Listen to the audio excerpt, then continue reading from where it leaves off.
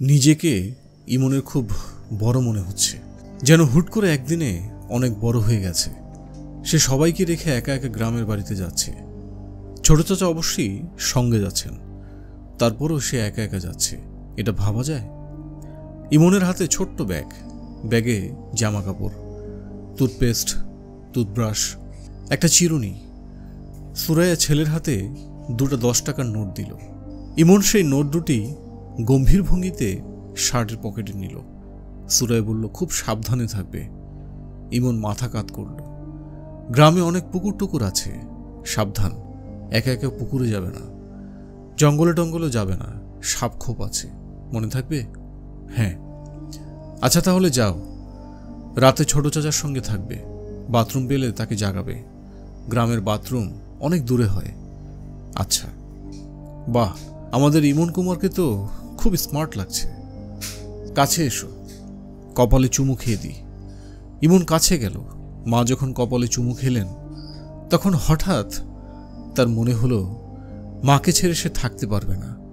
গ্রামের বাড়িতে না গেলেই সবচেয়ে ভালো হয়। ইচ্ছেটা হলো খুব অল্প সময়ের জন্য। ট্রেনে উঠে ইমনের মনে হলো সে শুধু বড় না, অনেক বড় হয়ে গেছে। কারণ ছোট চাচা তার ট্রেনের টিকিট তার হাতে দিয়েছেন। টিকিট দেওয়ার সময় বলেছেন, হারাবি না, হারালে টিকিট চেকার ফাইন করে দেবে। ইমনকে ছোট চাচার কোলে বসতে হলো না, তার জন্যে জানালার কাছে আলাদা সিট। ছোট চাচা চা খেলেন, সেও খেল, ঠিক বড়দের মতো আলাদা কাপে। ট্রেনের জানালা দিয়ে দৃশ্য দেখতে তার কি যে ভালো লাগছিল। মনে হচ্ছিল সে সারা জীবন ট্রেনে কাটিয়ে দিতে পারবে। এর মধ্যে ছোট চাচা বললেন, এই যে মিস্টার হার্ডনাট, আমার ঘুম পাচ্ছে, আমি ঘুমাবো। তোর দায়িত্ব হচ্ছে স্টেশনের নাম পড়তে পড়তে যাওয়া। যখন দেখবি স্টেশনের নাম নান্দাইল রোড, তখন আমাকে ডেকে তুলবি। ট্রেন স্টেশনে ঢুকতেই জানালা দিয়ে মাথা বের করে স্টেশনের নাম পড়া কি রোমাঞ্চকর ব্যাপার। গ্রামের বাড়ি দেখে ইমন আনন্দে অভিভূত হলো। কি অদ্ভুত বাড়ি, টিনের চাল, ছোট ছোট জানালা, চারদিকে এত গাছপালা, যেন মনে হয় জঙ্গলের ভেতরে বাড়ি। একটা কুমড়ো গাছ বাড়িটার চালে উঠে গেছে, সেই গাছ ভর্তি কুমড়ো। উঠোনে সত্যিকারের একটা মা ভেড়া 4টা বাচ্চা নিয়ে বসে আছে। ইমন যখন তার সামনে দাঁড়ালো, ভেড়াটা একটু ভয়ও পেল না। বাচ্চা ভেড়াদের একটাবার এসে ইমনের গা শুকতে শুরু করলো। বিস্ময়ের উপর বিস্ময়ে। বাড়িতে দুটো রাজহাঁস, তারা গলা উঁচু করে কি গম্ভীরভাবে হাঁটছে, দেখলেই আদর করতে ইচ্ছে করে। ছোট চাচা অবশ্য বললেন, রাজহাঁস দুটা খুবই তেতর, খবরদার কাছে যাবি না, কামড় দেয়। কি অদ্ভুত কথা, হাঁস আবার মানুষকে কামড় দেয়? হাঁস কি কুকুর নাকি যে খামড়াবে? আকলিমা বেগম নাতিকে দেখে ডাক ছেড়ে কাঁদতে শুরু করলেন। কাঁদেন আর একটু পরপর বলেন, আমার ইমন নাইছে, তোমরা কে কই আসো দেখা যাও, আমার ইমন নাইছে। দাদির কান্না দেখে ইমনের লজ্জা লাগছে, আবার ভালোও লাগছে। সে কিছুতেই বুঝতে পারছে না এমন বুড়ো একজন মানুষ তার মতো ছোট্ট একজনকে এত ভালোবাসে কেন। দাদিজানের শরীর অবশ, শুধু ডান হাতটা নাড়তে পারেন। সেই হাতে তিনি ইমনকে ধরে আছেন, কিছুতেই ছাড়ছেন না। হাতে ন্যাপথলিনের গন্ধ। বুড়ো মানুষদের হাতে কি ন্যাপথলিনের গন্ধ হয়? ইমনের সারাটা দিন কাটলো ভয়াবহ উত্তেজনায়। দুবার তাকে রাজহাঁস তাড়া করল। এতে ভয় যেমন লাগছিল, মজাও লাগছিল। বড়ই গাছে উঠে সে নিজের হাতে পাকা বড়ই পেরে খেল। বড়ই গাছে নিজে নিজে ওঠা কঠিন, তবে ছোট চাচা একটা টেবিল এনে গাছের সঙ্গে লাগিয়ে দিলেন। টেবিল থেকে চট করে গাছে ওঠা যায়, তবে খুব বেশি দূরে ওঠা যায় না, গাছ ভর্তি কাটা। ছোট চাচা কামরাঙ্গা গাছের ডালে একটা দোলনা টানিয়ে দিলেন। খুব অদ্ভুত দোলনা, চেয়ার দোলনা। একটা চেয়ারের হাতলের সঙ্গে দড়ি বেঁধে গাছের সঙ্গে ঝুলিয়ে দেওয়া। কি যে অদ্ভুত, মনে হয় চেয়ারে বসে আছে। সামনে টেবিল, চেয়ার এবং টেবিল দুটোই দুলছে। তারপর সে ছোট চাচার সঙ্গে গেল ছিপ ফেলে পুকুরে মাছ ধরতে। দুজনের হাতে দুটো ছিপ, ছোট চাচার বড় ছিপ আর তার ছোট ছিপ। মাটি খুঁড়ে কেঁচো বের করা, কেঁচো দিয়ে টোপ দেওয়া হলো। খুবই ঘেন্নার কাজ। মাছ মারতে হলে একটু ঘেন্নার কাজ করতেই হয়। ঢাকার কেউ বিশ্বাস করবে না, কিন্তু ঘটনা 100% সত্যি। ইমন তার ছিপে একটা সরপুঁটি মাছ ধরে ফেলল। মাছটা ধরে তার এত আনন্দ হলো যে শব্দ করে সে কেঁদে ফেলল। ছোট চাচা বিরক্ত হয়ে বললেন, আরে গাধা, মাছ ধরে কাঁদছিস কেন? এখানে কাদার কি হলো? মাছ ধরতে না পেরে কাঁদলেও একটা ব্যাপার ছিল, এত বড় মাছ ধরে ফিসফিস করে কান্না। ছি! নিজের মারা সরপুঁটি মাছ ভাজা দিয়ে সে দুপুরে ভাত খেল। আরো অনেক খাবার ছিল, মুরগির মাংসের কোরমা ছিল, ডিমের তরকারি ছিল। তার আর কিছুই খেতে ইচ্ছে করল না। পরদিন আরো বিস্ময়কর ঘটনা ঘটল। ছোট চাচা বললেন, আয় তোকে সাঁতার শিখিয়ে দিই। একদিনে সাঁতার। আমি সাঁতার শিখানোর একজন ওস্তাদ। সাঁতার শিখতে হলে প্রথমে কোন কাজটা করতে হয় বল দেখি? জানি না তো। প্রথমে পানিতে নামতে হয়। পানিতে না নেমেও সাঁতার শেখা যায়। সে সাঁতারের নাম শুকনা সাঁতার। স্থলে বেঁচে থাকার জন্যে এই সাঁতার খুবই প্রয়োজন। বেশিরভাগ মানুষ শুকনা সাঁতার জানে না বলে স্থলে ভেসে থাকতে পারে না। তুমি পারো? না, আমিও পারি না। ইমন ভয়ে ভয়ে চাচার হাত ধরল। পুকুরটাকে খুব গভীর মনে হচ্ছে। পানি কি পরিষ্কার টলটল করছে। ফিরোজ বলল, ঝুপ করে পানিতে নাম, একদিনে সাঁতার। ইমন অবাক হয়ে বলল, সত্যি সত্যি একদিনে সাঁতার শিখব? তোর যদি ইচ্ছে থাকে শিখতে পারবি। ইচ্ছে আছে? আছে। পানিতে আমার সঙ্গে নামবি, কিন্তু পানিকে ভয় করতে পারবি না। পানিকে ভয় করলে একদিনে সাঁতার শিখতে পারবি না। শুধু মনে রাখবি, আমি যখন আছি তখন তুই ডুববি না। আমি ধরে ফেলব। আমার উপর বিশ্বাস রাখতে হবে। পারবি বিশ্বাস রাখতে? পারব। তাহলে আয়, শুরু করা যাক। প্রথম 1 ঘন্টা শুধু পানিতে দাপাদাপি করবি। আমি তোর পেটে হাত দিয়ে তোকে ভাসিয়ে রাখব। ফিরোজ ইমনকে ভাসিয়ে রাখছে। ইমন প্রাণপণে দাপাদাপি করছে। প্রথমে একটু শীত লাগছিল। দাপাদাপির কারণে এখন তার শীত লাগছে না। ইমনের মনে হচ্ছে সে তার বাকিটা জীবন পানিতে দাপাদাপি করে কাটিয়ে দিতে পারবে। সঙ্গে শুধু একজনকে লাগবে যে তাকে ভাসিয়ে রাখবে, ছেড়ে দেবে না। ইমন 2 ঘন্টার মাথায় সত্যি সত্যি সাঁতার কাটল। ইমনের চেয়েও অনেক বেশি অবাক হলো ফিরোজ। সে মুগ্ধ গলায় বলল, হার্ডনাট, তুই তো সত্যিই হার্ডনাট। সত্যি সত্যি একদিনে সাঁতার শিখে ফেললি? তুই তো বড় হয়ে গেছিস রে বেটা। গ্রামের বাড়ি থেকে ফেরার সময় ইমনের এত মন খারাপ হলো যে বলার নয়। বিদায়ের দিন আকলিমা বেগম নাতিকে জড়িয়ে ধরে বসে রইলেন। 1 ফোঁটাও চোখের জল ফেললেন না। বিদায়ের সময় চোখের জল ফেলতে নেই, অমঙ্গল হয়। এমনিতেই পরিবারের অমঙ্গলের ছায়া পড়ে আছে। আকলিমা বেগম ধরা গলায় বললেন, ইমন না। ইমন বলল, জি দাদিমা। তোর একটা কথা বলি, তুই তখন বড় হয়ে বিয়ে করবি, তখন বউরে নিয়ে আসবি। আমি তো বাইসা থাকবো না। তোরা 2 জনে আমার কবরের সামনে খাড়াবি। ইমন মাথা কাত করে বলল, জি আচ্ছা। তোর লাগে আমি আল্লাহ পাকের কাছে খাস দিলে দোয়া করছি। আমার দোয়া আল্লাহ পাক কবুল করছেন। আকলিমা বেগম নাতির হাতে কাপড়ে মোড়া একটা ছোট্ট উপহার তুলে দিলেন। জামিলুর রহমান সাহেবের বাড়িতে আজ ভয়াবহ উত্তেজনা। তিনি অফিসে যাননি। বারান্দার বেতের চেয়ারে বসে আছেন, হাতে মোটা একটা দড়ি। তার সামনে টেবিলে চা দেওয়া হয়েছে। তিনি চা খাচ্ছেন না, চা ঠান্ডা হচ্ছে। আজ টোকন শোভন 2 ভাইকে শাস্তি দেওয়া হবে। এই শাস্তি মাঝে মধ্যেই দেওয়া হয়। শাস্তি প্রক্রিয়া ভয়াবহ। ফাতেমা চিন্তিত মুখে হাঁটাহাঁটি করছেন। শোভন টোকনকে ঘরে ঢুকিয়ে তালা মেরে দেওয়া হয়েছে। জানি সবাই গল্প শুনছিলেন। যে ডিভাইসে গল্প শুনছিলেন, অনুগ্রহ করে তার দিকে একটু তাকান। এটা আমার নিজের চ্যানেল। আপনাদের পাঠানো মেইল আপনাদের পড়ে শোনাবো। আপনাদের সাথে ঘটা কিংবা আপনাদের কাছের মানুষদের সাথে ঘটা কোনো ভয়াবহ অভিজ্ঞতা বা অদ্ভুত কোনো স্বপ্ন আপনাদের সাথে শেয়ার করব। কুপির আলো এবং আলো ছায়াতে তো গল্প উপন্যাস শোনাবই, তবে ভূত নেশনে সরাসরি আপনাদের সাথে থাকব। আশা করি সাবস্ক্রাইব করে পাশে থাকবেন এবং ফেসবুক পেজেও যুক্ত হবেন। স্ক্রিনে দেওয়া মেইল অ্যাড্রেসে কিংবা ফেসবুক পেজে কথা হবে। এনিওয়ে, অনেকেই আপনারা আমার সম্পর্কে জানতে চান। আমি জাভেদ শিমুল, একজন গণমাধ্যম কর্মী এবং ফ্রিল্যান্স ফিল্ম মেকার। আমি ভালো আছি, আপনারাও ভালো থাকবেন। যথাসময়ে তালা খুলে জামিলুর রহমান সেই ঘরে দড়ি হাতে ঢুকবেন। ভেতর থেকে দরজা বন্ধ করে দেবেন। পরের 1 ঘন্টা ভেতর থেকে পশুর গঙ্গারানির মতো শব্দ আসবে।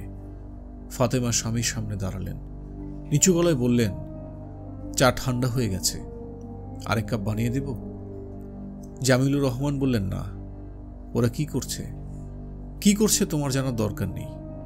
ফাতেমা প্রায় ফিসফিস করে বলল, ছেলে মানুষ। জামিলুর রহমান বললেন, 2 দিন পর এসএসসি পরীক্ষা দেবে। ছেলে মানুষ মোটেই না, দাড়ি গোঁফ উঠে গেছে, ছেলে মানুষ কি? তুমি তো সকালে চা খাওনি, চা বানিয়ে দিচ্ছি, চা খাও, তারপর যা ইচ্ছা করো।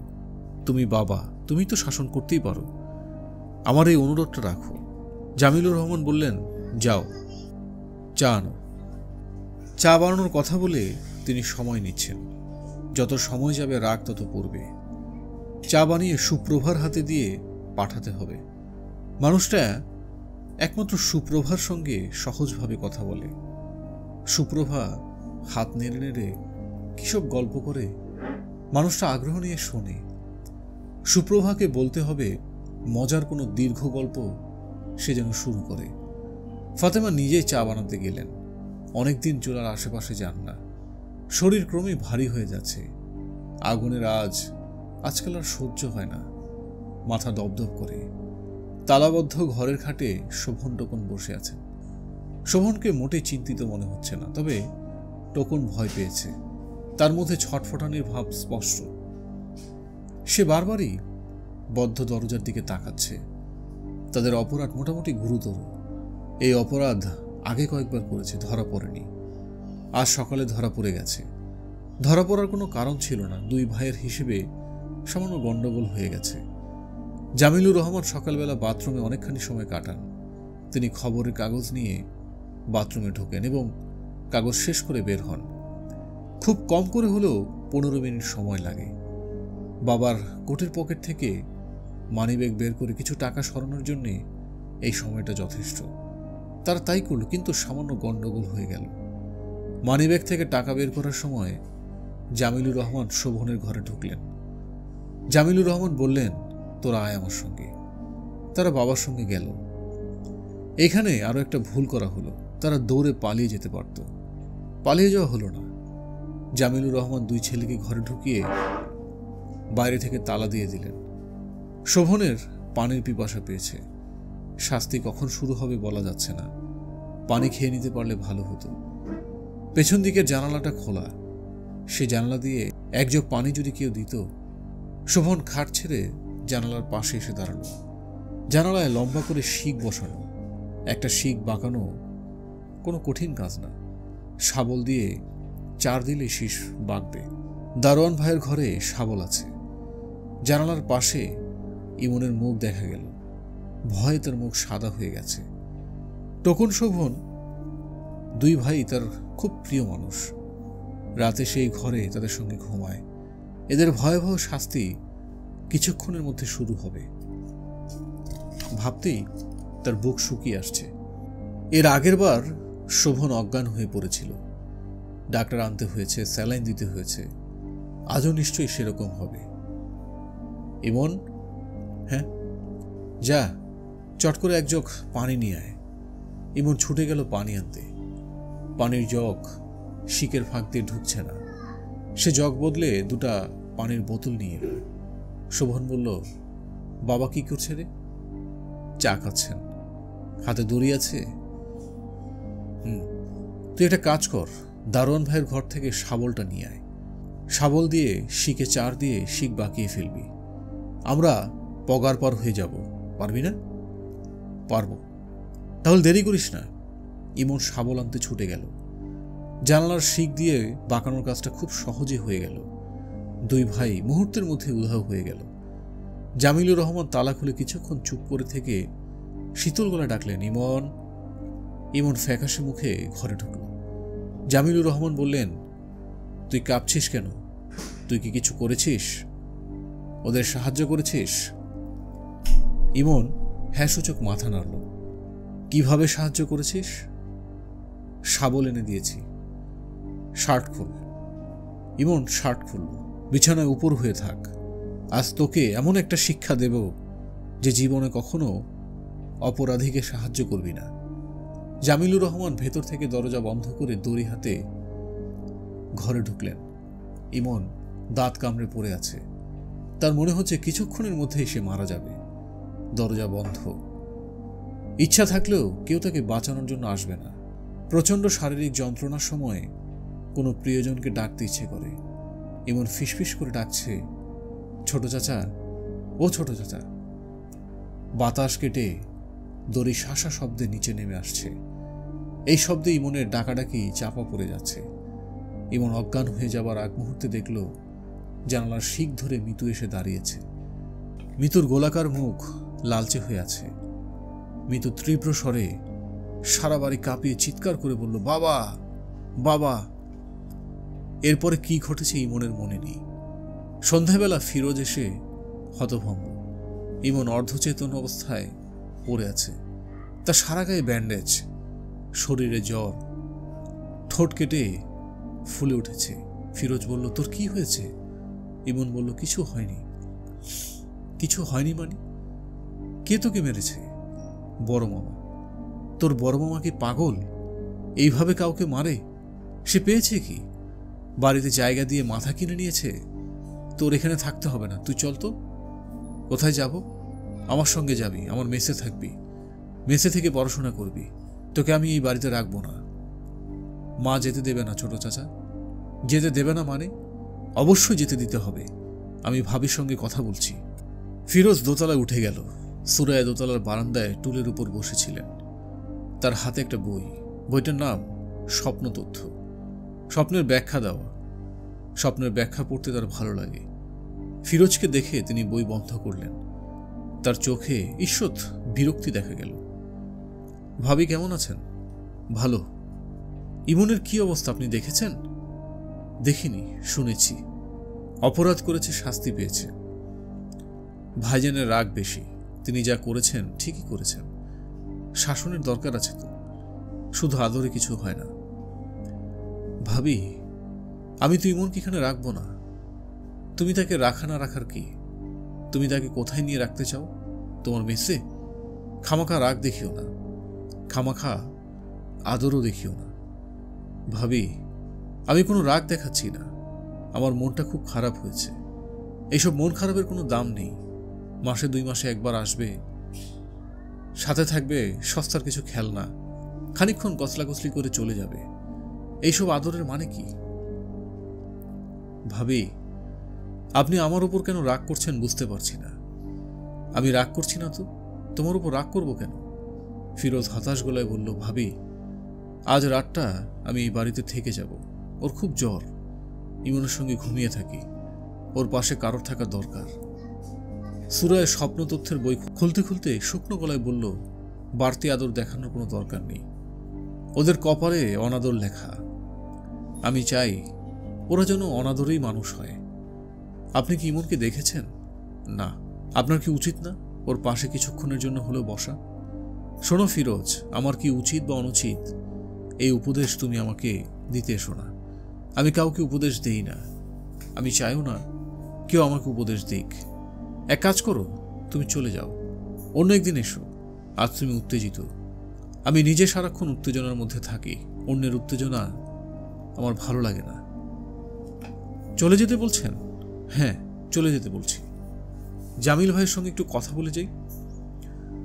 অবশ্যই তুমি তার সঙ্গে কথা বলবে না। সুরায়া স্বপ্নের বই খুলে বসলেন। সাপ দেখলে শত্রু বৃদ্ধি পায়। সাপ কামড়াতে দেখলে অসুখ হয়। সাপ মরতে দেখলে শুভ। শত্রু বিনাশ হয়। সাপ এবং সাপিনীকে শঙ্খলাগ অবস্থায় দেখলে ধন সম্পত্তি কিংবা পুত্র সন্তান প্রাপ্তি হয়। ইমনের জ্বর কমেছে। দুপুরে 102 ছিল, এখন 100। ঘুমের ওষুধ দেওয়ার কারণে সে সন্ধ্যা পর্যন্ত ঘুমিয়েছে। সারাদিনে কিছুই খায়নি। কিছুক্ষণ আগে এক বাটি স্যুপ খেয়েছে। তার মাথার কাছে সুপ্রভা বসে আছে। সুপ্রভা তাকে গল্পের বই পড়ে শোনাচ্ছে। ইমনের গল্প শুনতে মোটেই ভালো লাগছে না। বেচারি এত আগ্রহ নিয়ে বই পড়ছে বলে ইমন কিছু বলছে না। সুপ্রভা মাথা দুলিয়ে দুলিয়ে পড়ছে। ইমনের মনে হলো তার বোনটা ওই তো কিছুদিন আগেই হামাগুড়ি দিত, আজ এত বড় হয়ে গেছে, ভাইকে বই পড়ে শোনাচ্ছে। কি আশ্চর্য! সুপ্রভা রিনরিনে গলায় পড়ছে লালমোহন গাঙ্গুলি ওরফে জটায়ু চোখের সামনে থেকে বইটা সরিয়ে ফেলুদার দিকে ফিরে বললেন, রামমোহন রায়ের নাতি ছিল সেটা জানতেন? ফেলুদার মুখের উপর রুমাল চাপা, তাই সে শুধু মাথা নাড়িয়ে না জানিয়ে দিল। সুরায় আয়নার সামনে বসে আছে, তার চোখে মুখে হতভম্ব ভাব। আয়নায় স্পষ্ট দেখা যাচ্ছে সিথির কাছের কিছু চুল তামাটে হয়ে আছে। কি ভয়ঙ্কর কথা! চুল পেকে যাচ্ছে, নাকি হলুদ টলুদ জাতীয় কোনো রং লেগেছে? হলুদ রং লাগবে কিভাবে? কত বছর হলো সে রান্না করে যায় না। সুরায় তীক্ষ্ণ গলায় ডাকলেন, সুপ্রভা। সুপ্রভা দরজা ধরে দাঁড়ালো। সে আজ শখ করে তার মার শাড়ি পরেছে, নীল শাড়িতে সাদা সাদা বুটি। শাড়িটা যে এত সুন্দর আগে বোঝা যায়নি, পরার পর বোঝা যাচ্ছে। শাড়ি পরার জন্যে তাকে এত বড় লাগছে যে মনেই হচ্ছে না তার বয়স মাত্র 13। মনে হচ্ছে তরুণী এক মেয়ে যে সুযোগ পেলেই সবার চোখ এড়িয়ে তার ছেলে বন্ধুর সঙ্গে টেলিফোনে গল্প করে। সুপ্রভা এমনিতে দেখতে সুন্দর, শাড়ি পরায় আজ তাকে অন্যরকম সুন্দর লাগছে। একটু আগে মিতু তাকে দেখে বলেছে, সুপ্রভা খবরদার শাড়ি পরবি না, হিংসায় আমার শরীর জ্বলে যাচ্ছে। কিছুক্ষণের মধ্যে দেখবি সারা গায়ে ফসকা উঠে যাবে। সুপ্রভা দেখতো আমার মাথার চুল পেকে যাচ্ছে নাকি? সুপ্রভা বলল, হ্যাঁ। সুরায় তীব্র গলায় বলল, চুল পাকবে কেন? এখনই কেন চুল পাকবে? সুপ্রভা এই প্রশ্নের কি জবাব দেবে বুঝতে পারছে না। চুল পেকে গেলে সে তো আর 100 বছরের পুরনো ঘি মায়ের মাথায় মাখিয়ে দেয়নি। এমনিতেই সে মায়ের ভয়ে অস্থির হয়ে থাকে। আজ সকাল থেকে ভয় বেশি লাগছে, কারণ বান্ধবীর জন্মদিনে যাবার কথা যখন বলা হয়েছে মা বিশ্রী করে তাকিয়েছেন, কিছু বলেননি।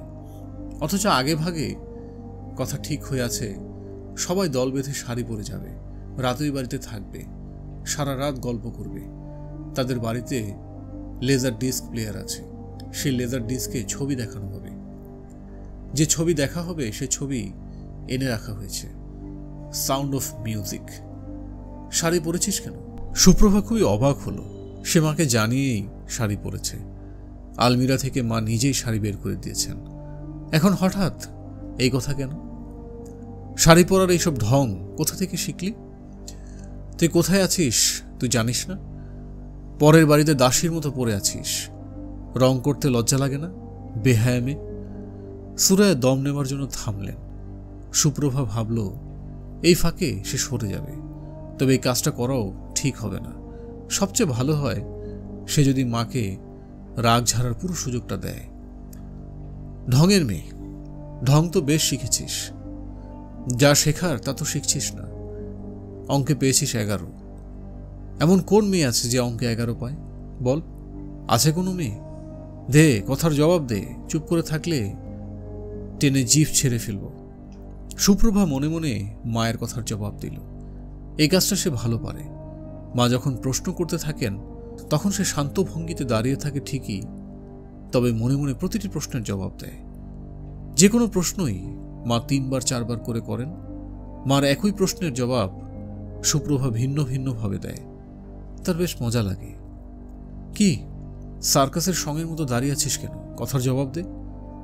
আছে কোনো মেয়ে যে অঙ্কে 11 পায়? সুপ্রভা মনে মনে বলল, হ্যাঁ মা আছে। নন্দিতা বলে একটা মেয়ে আছে আমাদের ক্লাসে, যে পেয়েছে 9। তোমার যদি বিশ্বাস না হয় তুমি নন্দিতার কাছে টেলিফোন করে জেনে নিতে পারো।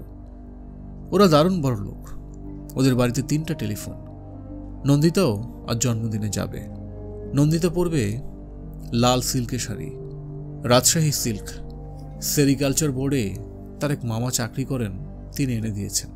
সুরায় বললেন, তুই এক্ষুনি শাড়ি খোল, বই খাতা নিয়ে বস, ইমনকে বল অঙ্ক দেখিয়ে দিতে। সুপ্রভা মনে মনে বলল, দুপুরবেলা বই নিয়ে বসবো কেন মা? ইমন ভাইয়াকে অঙ্ক দেখিয়ে দিতে বলা যাবে না, তার জ্বর। সে বিছানায় শুয়ে কো কো করছে। শাড়ি খুলে ফেলতে বলছো? খুলে ফেলছি, কিন্তু কোন কাপড়টা পরবো তাও বলে দাও। যা পরবো সেটা নিয়েই তো তুমি কথা শোনাবে। এত কথা শুনতে কারোর ভালো লাগে না। বাবা যে বাড়ি ছেড়ে পালিয়ে গেছে, আমার ধারণা তোমার কথা শুনে পালিয়ে গেছে। এবং সে নিশ্চয়ই লক্ষ্মী টাইপ কোনো একটা মেয়েকে বিয়ে করেছে, যে মেয়ে 10টা কথার উত্তরে একটা কথা বলে, তোমার মতো ক্যাটক্যাট করে না। সুপ্রভা মার সামনে থেকে সরে গেল।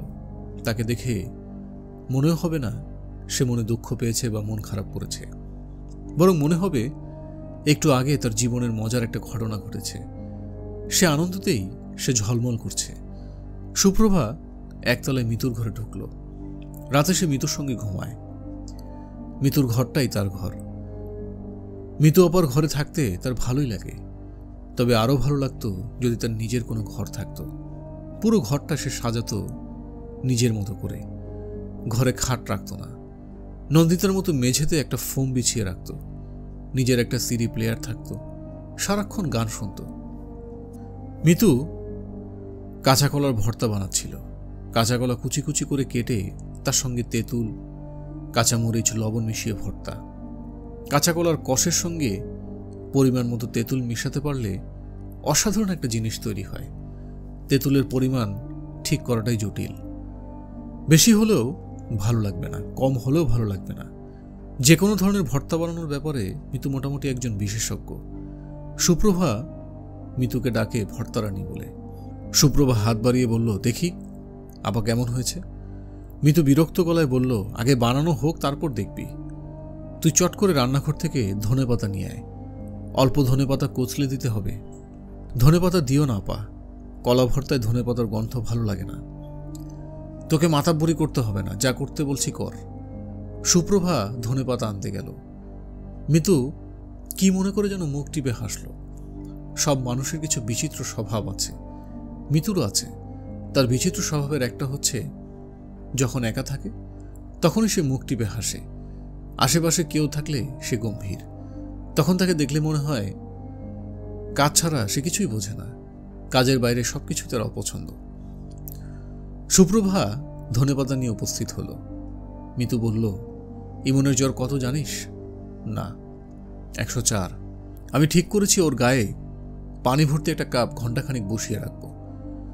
জ্বরের তাপে পানি গরম হবে, সেই পানি দিয়ে আমি চা বানিয়ে খাবো।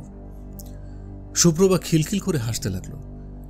মিতু আপাকে এই জন্যই তার এত ভালো লাগে। গম্ভীর মুখে এমন মজার মজার কথা বলবে যে হাসতে হাসতে পেটে ব্যথা শুরু হয়। হাসি দেখে মিতু আপা আবার বিরক্ত হয়ে ধমকও দেয়। কি আশ্চর্য মেয়ে, নিজে হাসাবে আবার নিজে ধমকাবে। সুপ্রভা, হাসি থামা। বিশ্রী শব্দ করে হাসছিস কিভাবে? তুই তো হায়না না, মানুষ। তোর হাসি শুনে মনে হচ্ছে একটা মহিলা হায়না হাসছে। হাসি বন্ধ কর।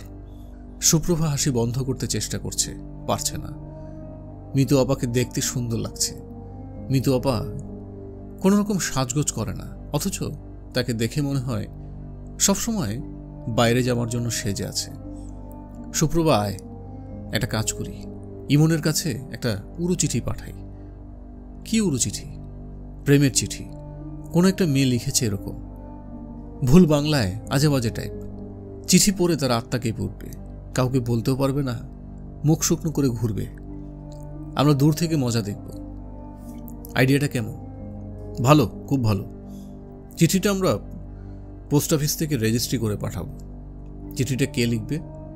তুমি? তোমার হাতে লেখা তো চিনে ফেলবে। আমার 4-5 রকমের হ্যান্ডরাইটিং আছে, চেনার কোনো উপায় নেই। তাহলে আবার চলো লিখে ফেলি। বললেই তো লিখে ফেলা যায় না, চিন্তা ভাবনা করে তো লিখতে হবে। রাতে লিখব। শুরুটা হবে কিভাবে জানিস? ওগো আমার প্রাণ পাখি বুলবুলি। সুপ্রভা আবারও খিলখিল করে হেসে উঠল। মিথু বিরক্ত গলায় বলল, বললাম না হায়নার মতো হাসবি না। হাসি আসলে কি করব? হাসি আসলে হাসি চেপে রাখবি।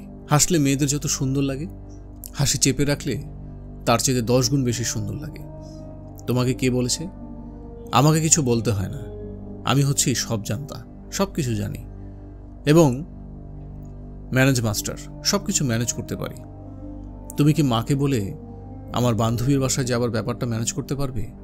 আজ রাতে ওর বাসায় থাকার কথা। অবশ্যই ম্যানেজ করতে পারবো, আমার কাছে এটা কোনো ব্যাপারই না। তাহলে তুমি আমাকে যাওয়ার ব্যবস্থা করে দাও। আমি কেন করে দেব? তোর সমস্যা তুই দেখবি। সুপ্রভা মন খারাপ করা গলায় বলল, আপা আমার মাঝে মাঝে মনে হয় তুমি খুব কঠিন হৃদয়ের মহিলা। মিতু সহজ গলায় বলল, ভুল বললি, আমি কঠিন হৃদয়ের মেয়ে এটা মাঝে মাঝে মনে হবার ব্যাপার না, সবসময় মনে হবার ব্যাপার। মিতু উঠে দাঁড়ালো। মিতুর সঙ্গে সঙ্গে সুপ্রভাও উঠে দাঁড়ালো। মিতু বিরক্ত গলায় বলল, তুই ছায়ার মতো সারাক্ষণ আমার সঙ্গে সঙ্গে থাকিস না তো, বিরক্ত লাগে। তুমি যাচ্ছ কোথায়?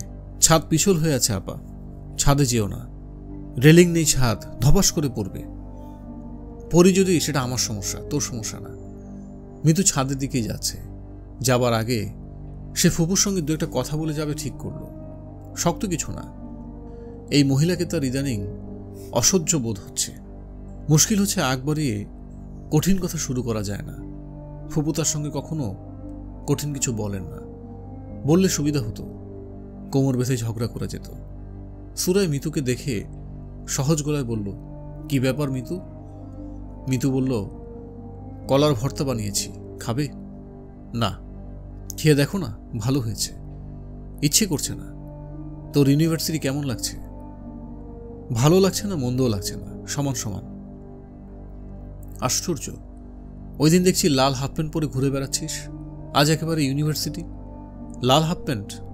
হ্যাঁ, লাল হাফ প্যান্ট। আমার সব পরিষ্কার মনে আছে। আমাকে দেখে জিভ বের করে ভেঙচি কাটলি। তোমার পুরনো দিনের কথা খুব মনে আছে, তাই না ফুপু? হ্যাঁ, মনে থাকে। ফুপু, তোমাকে একটা কথা বলার জন্য এসেছি। আমি তো কাউকে কোনো অনুরোধ করি না, তোমাকে করছি। কি অনুরোধ? সুপ্রভার এক বান্ধবীর জন্মদিন। সুপ্রভার খুব ইচ্ছা জন্মদিনে যায়। ওকে যেতে দিও। যেতে চাইলে যাবে, যেতে না দেবার কি আছে? রাতটা ওই বাড়িতে থাকবে। বান্ধবীরা মিলে হইচই করে গল্প করবে। সকালে চলে আসবে। আমি বিকেলে দিয়ে আসবো, সকালে নিয়ে আসবো। কাল আমার ক্লাস নেই। ঠিক আছে। ফুপু, কলা ভর্তা একটু খেয়ে দেখো না, ভালো লাগবে। একটু মুখে দিতেই আরও খেতে চাইবে। সুরা খানিকটা ভর্তা মুখে নিলেন, তবে মুখে দিলেন না। মিতু চলে গেল ছাদে। সুপ্রভার অনুমতি এত সহজে আদায় করা যাবে সে ভাবেনি। তার ধারণা ছিল অনেক যুক্তি টুক্তি দাঁড় করাতে হবে। আজ মনে হয় ফুপুর মনটা কোনো কারণে ভালো। ছাদে এখনো রেলিং দেওয়া হয়নি। প্রতি বছর জামিলুর রহমান একবার করে বলেন, এই শীতে রেলিংটা দিয়ে দেব। খোলা ছাদ কখন কি হয়, শীত চলে যায়, রেলিং দেওয়া হয় না। বর্ষার পানিতে শ্যাওলা পরে ছাদ পিচ্ছিল হয়ে আছে। বুড়ো আঙুল টিপে টিপে হাঁটতে হয়। যে কোনো মুহূর্তে ছাদ থেকে মাটিতে নেমে আসার সম্ভাবনা মাথায় নিয়ে হাঁটতে মিতুর অদ্ভুত ভালো লাগে। এটা এক ধরনের পাগলামি তো বটেই। মিতুর ধারণা সব মানুষের মধ্যে কিছু কিছু পাগলামি থাকে, তার মধ্যেও আছে। এটা নিয়ে মাথা ঘামানোর কিছু নেই। তার পাগলামি ক্ষতিকারক পাগলামি না। আজ সে ছাদে হাঁটাহাঁটি করল না, চিলে কোঠায় চলে গেল। জামিলুর রহমান সাহেব সিঁড়ির পাশে এই ঘরটা বানিয়েছিলেন বাড়ির চাকর বাকরদের থাকার জন্য। ঘরটা মিতু নিয়ে নিয়েছে। দুটো নাম্বারিং লক দিয়ে ঘরটা তালা দেওয়া। দুটা তালা দেখে ধারণা হতে পারে ঘর ভর্তি মিতুর শখের জিনিসপত্র। আসলে ঘরটা প্রায় খালি। একটা চৌকি আছে, চৌকিতে পাটি পাতা, কোনো বালিশ নেই। চৌকির পাশে ছোট্ট একটা টেবিল, টেবিলে কিছু খাতাপত্র, কয়েকটা বল পয়েন্ট, দুটো ফাউন্টেন পেন, কয়েকটা পেন্সিল। টেবিলের সঙ্গে কোনো চেয়ার নেই, কারণ চেয়ার বসানোর জায়গা নেই। মিতু চৌকিতে বসেই গুটগুট করে খাতায় কী সব লেখে, তবে বেশিরভাগ সময় দরজা বন্ধ করে চৌকিতে শুয়ে থাকে। মাথার কাছে ছোট্ট জানালা দিয়ে হু হু করে হাওয়া আসে। জানলা দিয়ে আকাশ দেখা যায়। মনে হয় বাতাসটা আকাশ থেকে সরাসরি আসছে। আজ মিতু দরজা বন্ধ করে ইমনকে পুরো চিঠি লিখতে বসল। রুলটানা কাগজে লিখলে ভালো হতো। এখানে রুলটানা কাগজ নেই, কিছু আনিয়ে রাখতে হবে। মিতুর চিঠিটা হলো এরকম: হে আমার প্রাণ সখা বুলবুল, জানো গো, তোমাকে আমি প্রত্যহ কলেজে যাইতে দেখি এবং বড় ভালো লাগে। I love you very very much, too much, so many love. তোমার সঙ্গে কবে আমার পরিচয় হইবে? আমি বড়ই নিঃসঙ্গ, এখানে নতুন আসিয়াছি, কাহারও সঙ্গে পরিচয় হয় নাই। আগে যেখানে ছিলাম সেখানে দুটো অফার ছিল, তবে আমার পছন্দনীয় নহে। আমি দেখিতে মোটামুটি সুন্দরী, তবে একটু শর্ট, হাই হিল পরলে বোঝা যায় না। সবাই বলে আমার চোখ দুটো খুবই সুন্দর। তুমি যেদিন বলবে সেদিন আমার জীবন ধন্য হইবে। জানো গো, তুমি রাস্তা দিয়ে হাঁটার সময় কুজো হয়ে হাঁটো কেন?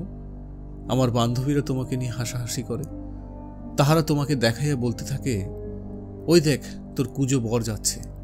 ঠাট্টা করিয়া বর বলে, তবে ইনশাল্লাহ একদিন তুমি নিশ্চয়ই আমার বর হইবে, ইহা আমার বিশ্বাস। I love you, many 100 kiss. এবার 50+30, বি দায় ইউর ওয়াইফ এ। চিঠি শেষ করে মিতু অনেকক্ষণ খিলখিল করে হাসল। না, এই কাগজে চিঠি লিখলে হবে না, রুল টানা কাগজ আনাতে হবে এবং আরও কাঁচা হাতে লিখতে হবে। চিঠি হাতে পেয়ে ইমনের মুখের ভাব কীরকম হবে কল্পনা করতেই ভালো লাগছে। আজই যদি চিঠিটা দেওয়া যেত ভালো হতো। রেজিস্ট্রি করে পাঠালে চিঠি আসতে আসতে 7 দিনের মতো লাগবে। 7 দিন ধৈর্য ধরে অপেক্ষা করতে হবে, উপায় নেই। সুপ্রভা শাড়ি বদলাচ্ছে। এখন তাকে বাচ্চা একটা মেয়ে বলেই মনে হচ্ছে। এখন মনে হচ্ছে শাড়ি না পরলেই তাকে ভালো দেখায়। সুরায় বিছানায় আধশোয়া হয়ে খবরের কাগজ পড়ছিলেন। মেয়েকে দেখে কাগজ নামিয়ে বললেন, সুপ্রভা কাছে আয়। সুপ্রভা মার কাছে গেল। সে কিঞ্চিত আতঙ্কিত, যদিও আতঙ্কিত হবার মতো কিছু হয়নি।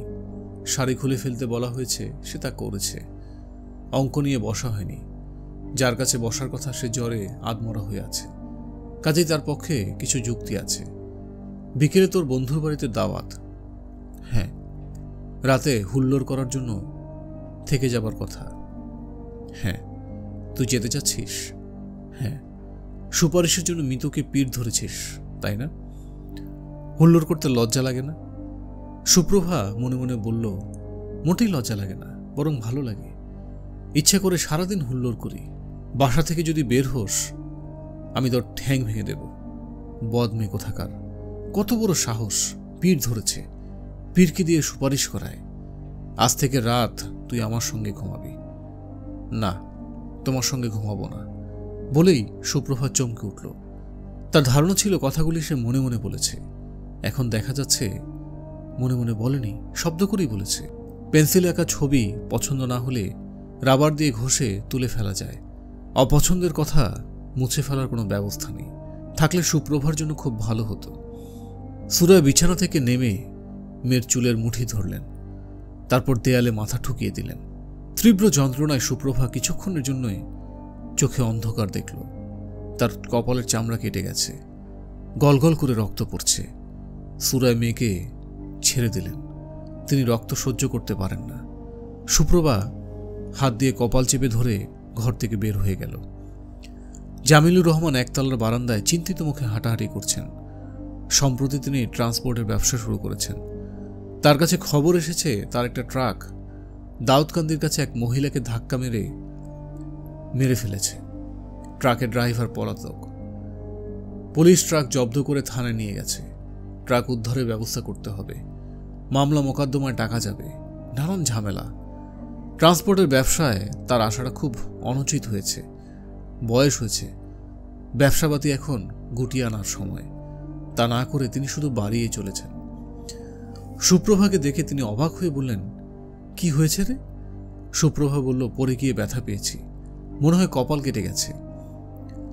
সারাদিন আছিস দৌড়াদৌড়ির উপর, ব্যথা তো পাবি। দেখি হাত নামা, কপালের অবস্থা দেখি। সুপ্রভা হাত নামালো। জামিলুর রহমান আঁতকে উঠলেন, গম্ভীর গলায় বললেন, আয় ডাক্তারের কাছে নিয়ে যাই। সুপ্রভা বাধ্য মেয়ের মতো বড় মামার পেছনে পেছনে রওনা হলো। জামিলুর রহমান সুপ্রভাকে পছন্দ করেন। শুধু পছন্দ না, বাড়াবাড়ি ধরনের পছন্দ। তিনি তার এই পছন্দের ব্যাপারটা সযত্নে গোপনে রাখেন। সুপ্রভার সঙ্গে দেখা হলেই ধমকে সুরে কথা বলার চেষ্টা করেন, ভ্রু কুচকে তাকান। তারপরেও মনে হয় হৃদয়ের গোপন ভালোবাসার ব্যাপারটা ঠিক গোপন রাখতে পারেন না। খুব হাস্যকরভাবে মাঝে মাঝে তা প্রকাশ করে দেয়। তিনি তাতে অত্যন্ত অপ্রস্তুত বোধ করেন। সুপ্রভাও তার রসকসহীন কাঠখোট্টা বড় মামাকে খুবই পছন্দ করে। যেদিন কোনো কারণে আগে স্কুল ছুটি হয়ে যায়, সে অবাধারিতভাবে চলে যায় তার বড় মামার পুরনো পল্টনের অফিসে। জামিলুর রহমান অসম্ভব বিরক্ত হয়ে বলেন, অফিসে কি? তুই অফিসে আসছিস কেন? তোকে কতবার নিষেধ করেছি অফিসে আসতে? এক্ষুনি চলে যাব মামা। একা একা মেয়েদের এখানে সেখানে যাওয়া আমার অপছন্দ। তুই এসেছিস কিভাবে? রিকশায় না হেঁটে? হেঁটে। ফ্যানের নিচে বস। আর কোনোদিন যদি অফিসে আসিস আমি কিন্তু সত্যি সত্যি আছাড় দেব। আচ্ছা দিও বড় মামা, কোক খাবো। কোক খাবার জন্য এসেছিস? হ্যাঁ, আমার কাছ থেকে টাকা নিয়ে যাবি।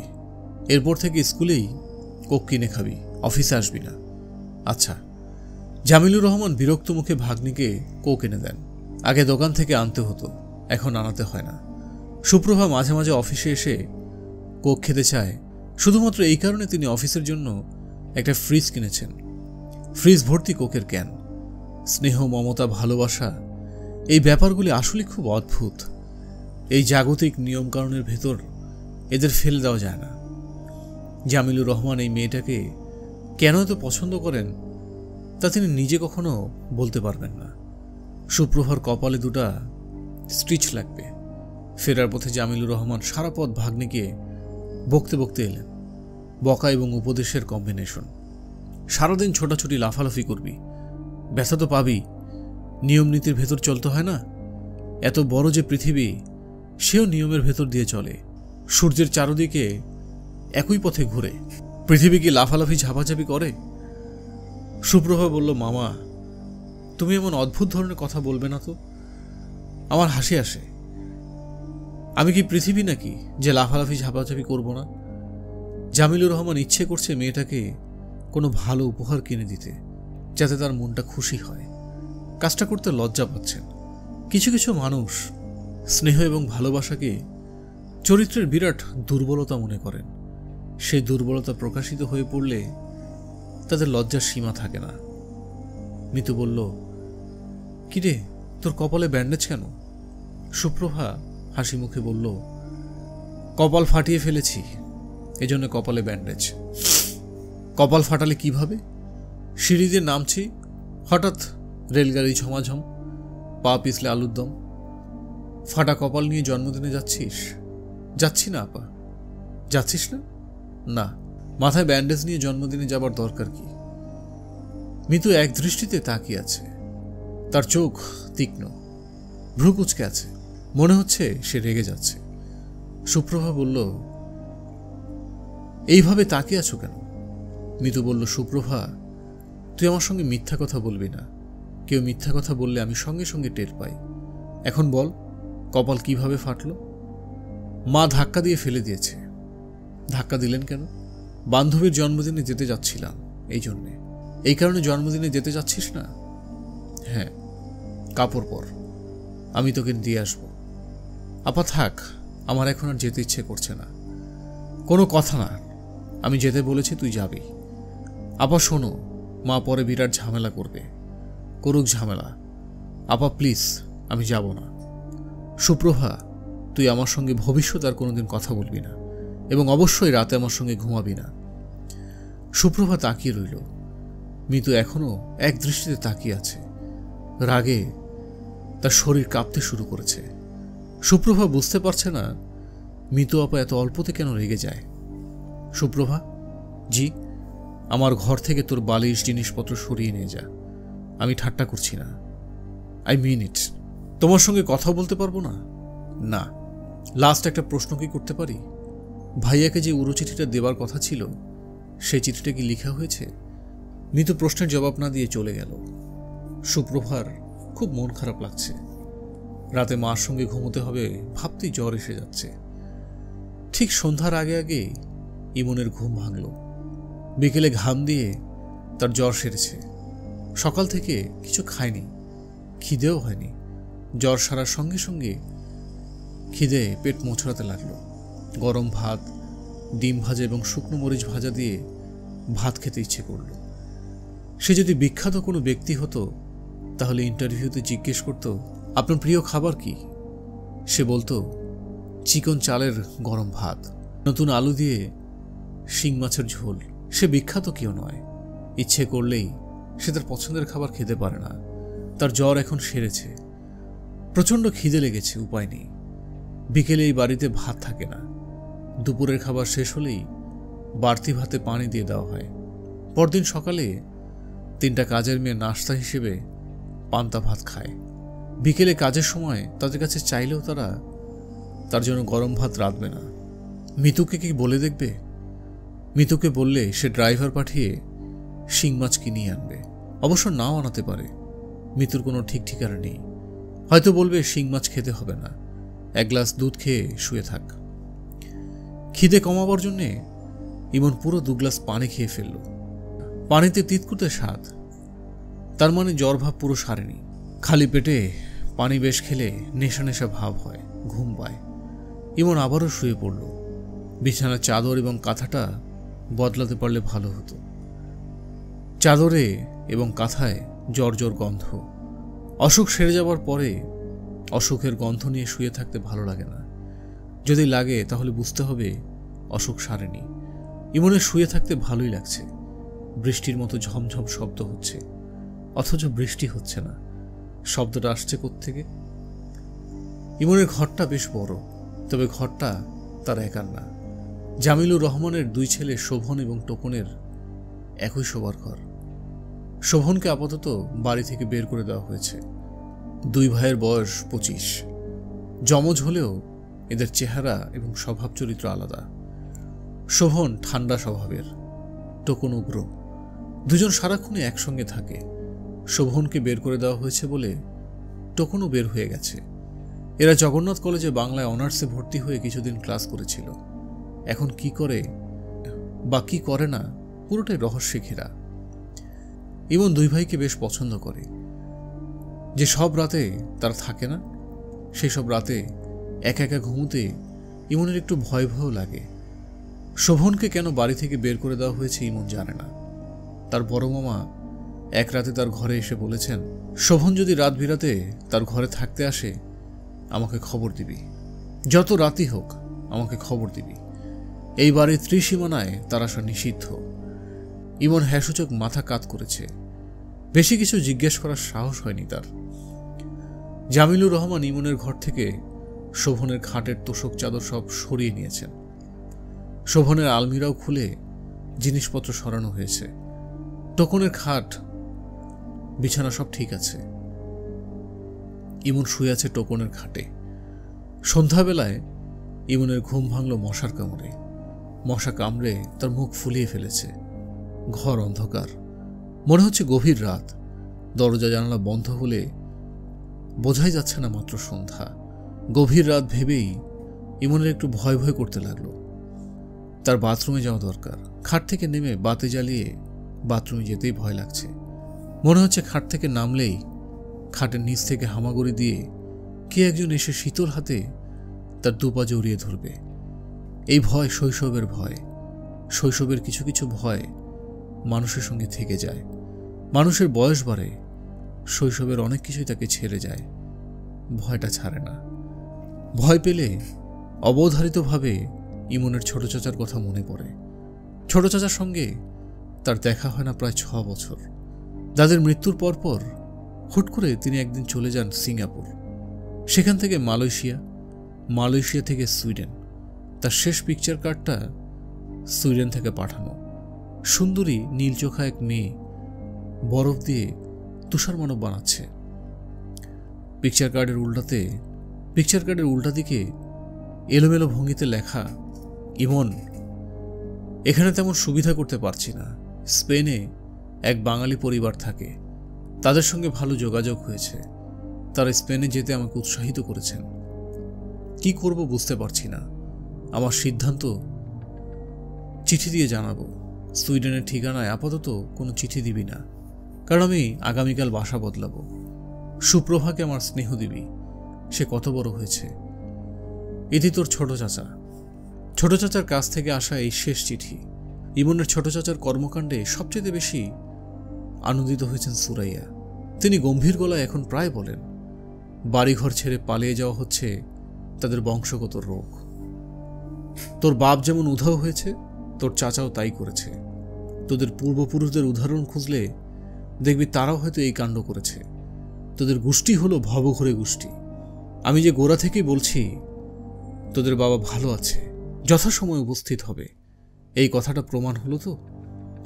মাঝে মাঝে ইমনের মনে হয় মার কথার শেষটা সত্যি সত্যি ফলে যাবে।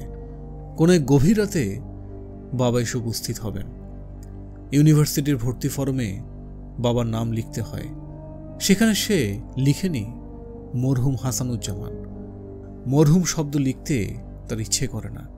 বাবা যদি কোনোদিনই না ফেরে তাহলে হয়তো সে কোনোদিনই লিখতে পারবে না বাবা মরহুম হাসানুজ্জামান।